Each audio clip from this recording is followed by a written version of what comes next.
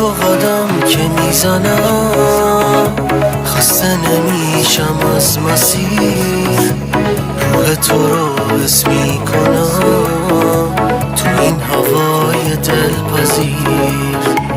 با تو قدم که میزنم اصلا نمیفهمم کجام، تو انعکاس ماهی که میدرخشی تو چشام.